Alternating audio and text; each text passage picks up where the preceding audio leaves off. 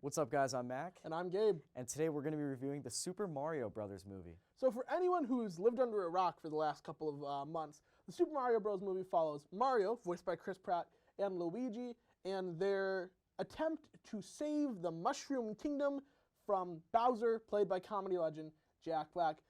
Mac, a lot of people have been really excited for the Super Mario Bros. Movie, and I think maybe it's become sensationalized on social media.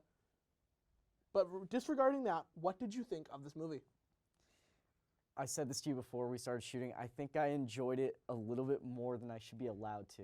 Okay. I was just feeling the vibe in the movie theater. Like, it was just like all people my age there, clearly on some like nostalgia trip.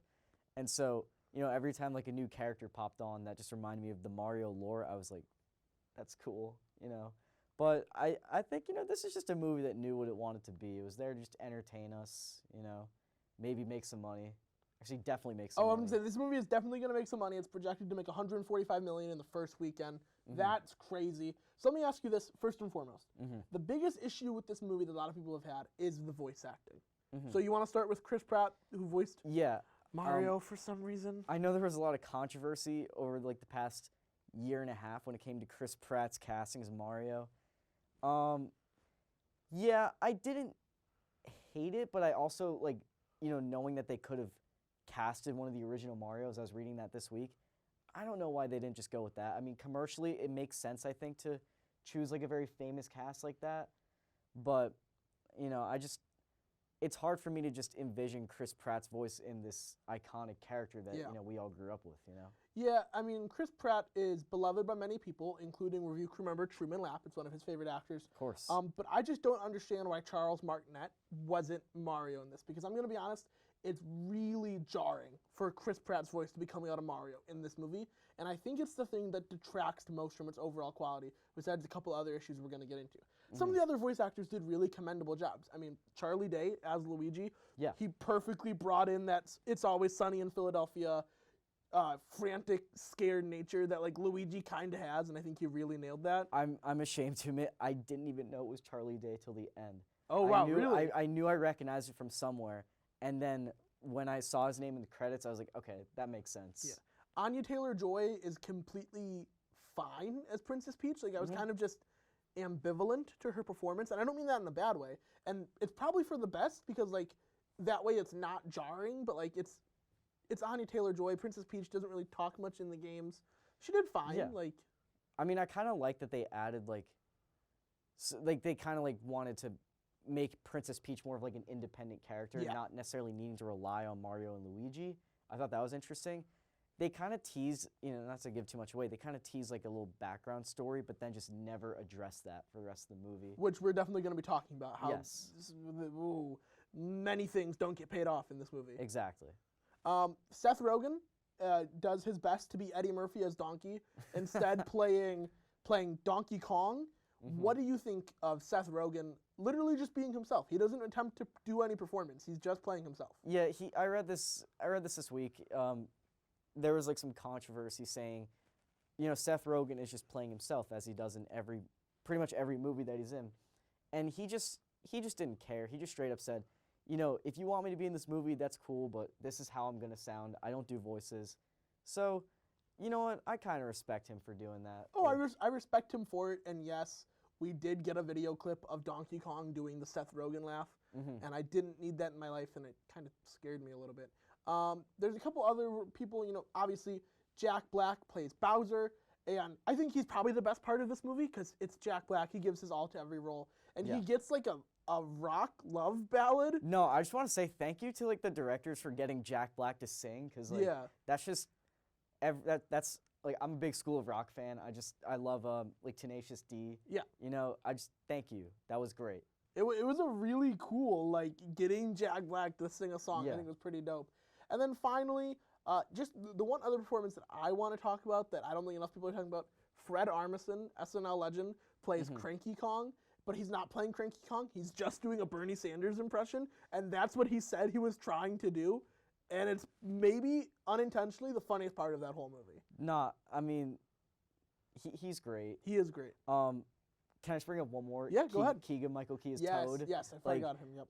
Keegan-Michael Key is really fun. He's always like really good with voices. Like you know, in Key and Peele, he plays all these like funny characters. So I'm happy that I thought that was a good casting choice. No, I think that was really well.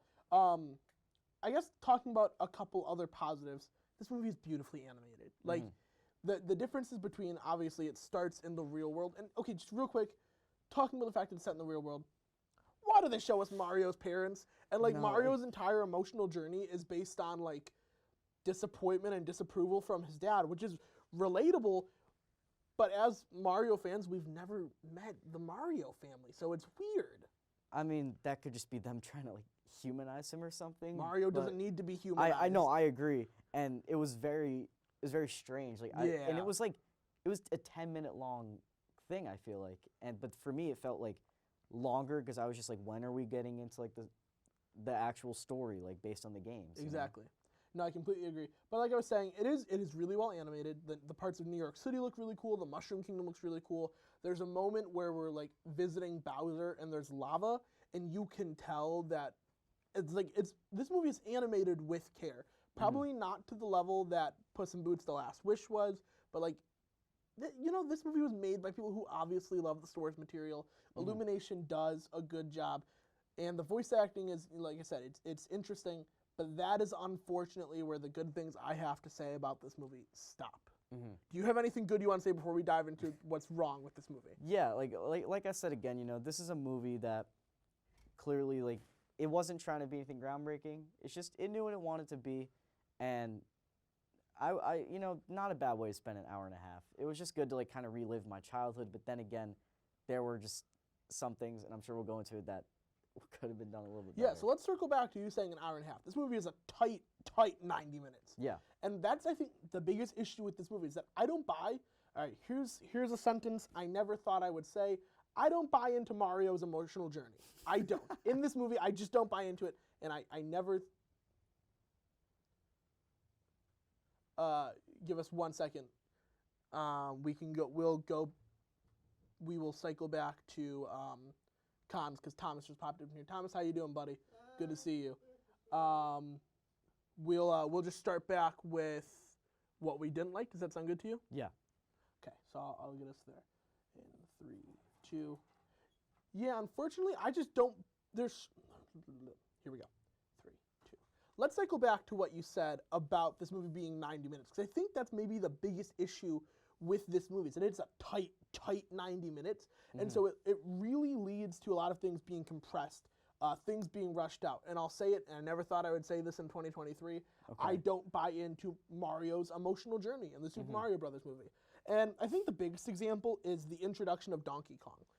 Donkey Kong is like introduced, and there's like a gauntlet Mario almost has to go through. I think it's probably the best way to say it. And then within 5 minutes, Donkey Kong's just part of the crew.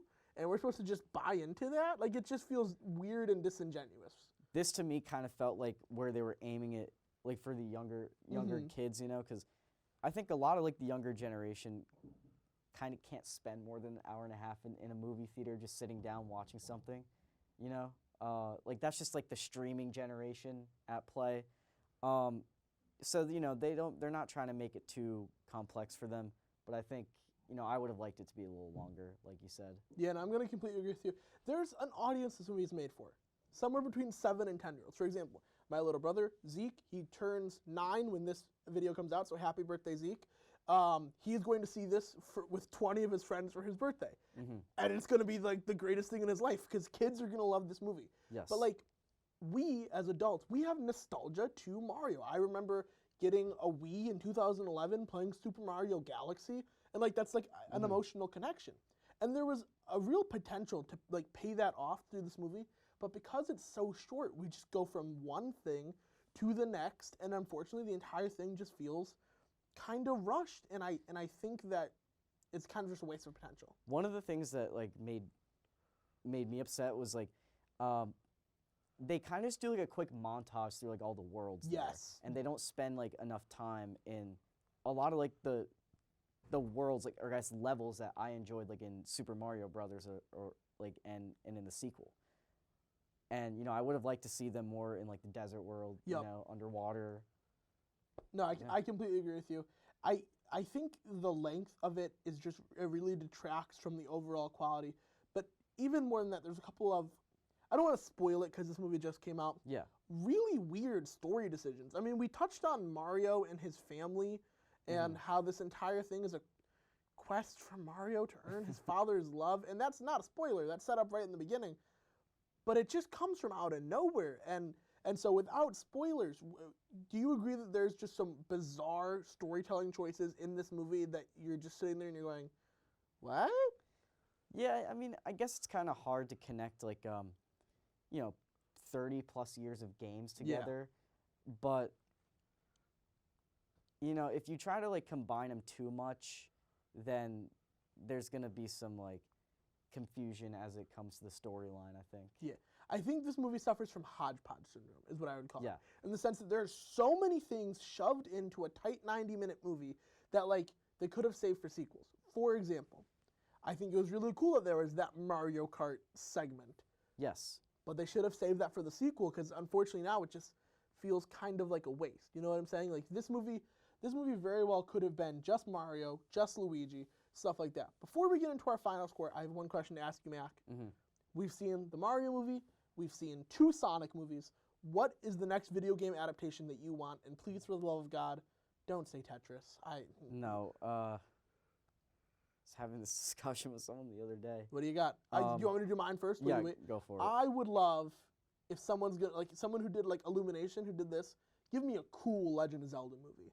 I think that would be really, really cool. No, that would be my choice too. I mean, I think I made a joke at the movie saying that we're going to get a Minecraft movie one day, and then the literal next day, yes. it was announced that, like, that movie's going into production With soon. Jason Momoa playing our Yes. main character. And then, that'll be interesting. and then we're getting a FNAF movie in the fall. October which- 27th, drops straight to Peacock. Yes, it is. So, That'll be we're interesting. definitely going to have an abundance of them coming up. They'll be in abundance, and I really hope they stop.